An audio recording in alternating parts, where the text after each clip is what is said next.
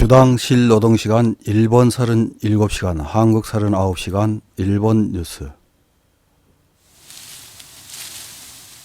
2022년 우리나라 명목 GDP는 1조 6,733억 달러로 2021년에 비해 8%나 줄었습니다. 이는 세계 금융위기 이후 가장 큰 폭으로 줄어든 것이며 경제규모 순위도 13위로 2계단 하락했습니다. 경제규모 상위 100개국 중 2022년 우리나라보다 GDP가 더 큰 폭으로 줄어든 나라는 우크라이나, 스리랑카, 일본, 미얀마, 가나, 스웨덴 등 6곳뿐입니다.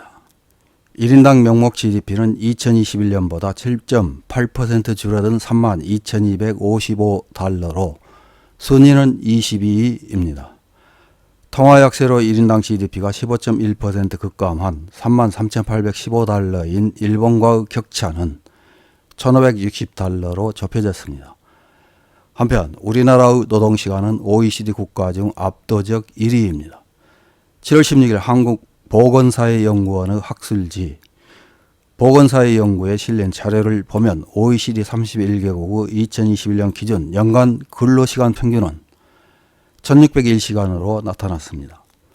근로시간이 가장 긴 나라는 한국으로 1915시간이며 그리스와 폴란드가 뒤를 이었습니다. 근로시간이 가장 낮은 독일에 비하면 한국의 근로시간은 연간 50%가량 더 많습니다.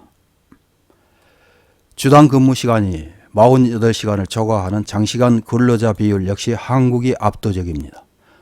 OECD 평균은 7.4% 수준이지만 한국은 18.9%로 나타났습니다. G7 선진경제대국이라고 자부하는 일본 역시 근로시간이 짧은 편은 아닙니다. 11월 13일 리모라는 매체에서 보도한 일본보다 한국이 노동시간이 길다, 세계의 노동시간을 비교해 판명된 사실에 눈을 의심하다라는 제목의 기사를 확인해 보겠습니다. 기사는 근면하고 장시간 일하는 이미지가 있는 일본인이지만 실노동시간은 한국이 더 길다는 사실을 알고 있느냐고 물으면서 시작됩니다. 이번에 총무성 통계국이 발표한 세계의 통계 2023에서 일본과 세계의 노동시간을 비교했습니다. 일본의 주당 실노동시간은 전산업 평균 37시간, 제조업 39시간, 건설업 41시간입니다. 반면 한국은 전산업 평균 39시간, 제조업 42시간, 건설업 38시간입니다. 전산업의 평균을 보면 일본은 37시간, 한국은 39시간이므로 한국이 주 2시간 길다는 것을 알 수 있습니다. 일본과 한국의 큰 차이는 여성의 노동시간, 전산업 남성의 노동시간은 동일하지만 여성은 한국이 주 4시간 더 일합니다. 세계 전 산업의 노동시간과 비교해보면 일본은 미국과 같은 20이라는 의외의 결과, 궁금한 1위는 47시간인 방글라데시, 2위 터키와 말레이시아가 43시간이므로 4시간이나 차이가 납니다. 4위 이하는 멕시코, 콜롬비아, 태국, 그리스, 폴란드, 루마니아, 이집트 등입니다. 남성의 전체 산업 주당 노동시간을 비교하면 일본은 41시간으로 한국과 같은 7이라는 점에서 노동시간이 긴 것으로 밝혀졌습니다. 역시 여기서도 1위는 방글라데시, 주 쉬운 1시간 노동은 2위 터키, 멕시코의 6시간이나 차이가 납니다. GDP 세계 1위 미국은 39시간으로 21위, 일본을 제치고 GDP 3위가 된다고 화제가 된 독일은 38시간으로 30위입니다. 주 35시간으로 노동시간이 가장 짧은 필리핀, 네덜란드는 방글라데시와 16시간 차이가 납니다. 여성의 전체 산업의 주당 노동시간에서 일본은 31시간으로 33위가 되었습니다. 유럽 국가들과 다르지 않는 수준으로 노동시간이 비교적 짧은 결과입니다. 1위는 말레이시아의 42시간, 40시간으로 2위인 터키는 남녀 모두 장시간 일하고 있는 것으로 나타났습니다.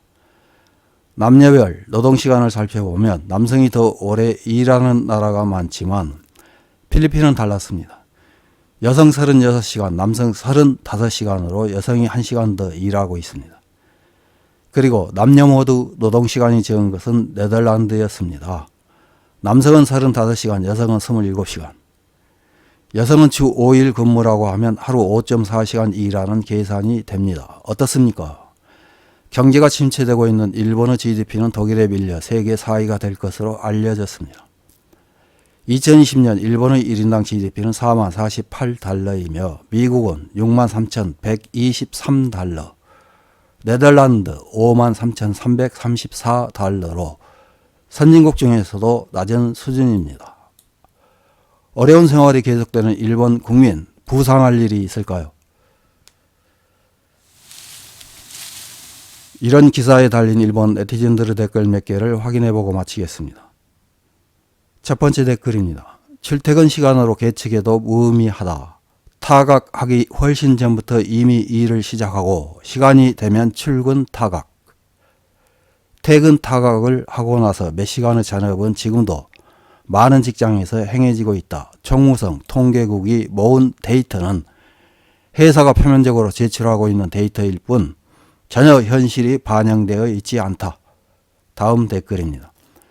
별 의미 없는 비교, 풀타임 작업과 파트타임 작업을 섞어 논의하고 있다. 해외의 경우 양자 모두 노동시간 이외의 차이가 거의 없는 경우도 있지만 일본은 다르다. 원래 한국의 경우 파트타임 작업에 관계없이 아르바이트나 비정규직 노동자는 통계 데이터에서 자의적으로 삭제하고 있을 것이다. 다음 댓글입니다. 일본의 경우는 압도적으로 높은 고령자 비율에 더해 고령자의 재고용 등으로 단시간 근무자가 많은 것도 짧게 보이는 원인 중 하나라고 생각한다. OECD의 보고에서도 정규직으로만 좁혔을 때는 두 번째로 장시간 노동이었다는 보고도 있다. 게다가 일본의 경우는 통계에는 나오지 않는 서비스 잔업 문제도 있다. 다음 댓글입니다. 일본은 무의미한 일이 너무 많네요. 예를 들면 매일의 오자 탈자를 화내는 사람이 있습니다. 단순한 변환이나 입력 미스로 의미를 안다면 해외에서는 문제가 되지 않습니다. 하지만 일본에서는 오자가 있는 것만으로 평가가 떨어지기 때문에 메일을 보내는 것만으로도 몇 번이나 다시 읽어 완벽하게 하지 않으면 안 됩니다. 다음 댓글입니다. 놀랄 일이 아닙니다. 일본보다 부자가 된 것은 노동시간이 일본보다 많기 때문입니다. 둘 다 원하는 한국은 욕심쟁이. 하기야 그 욕심이 지금의 한국이 되었지만 이상입니다.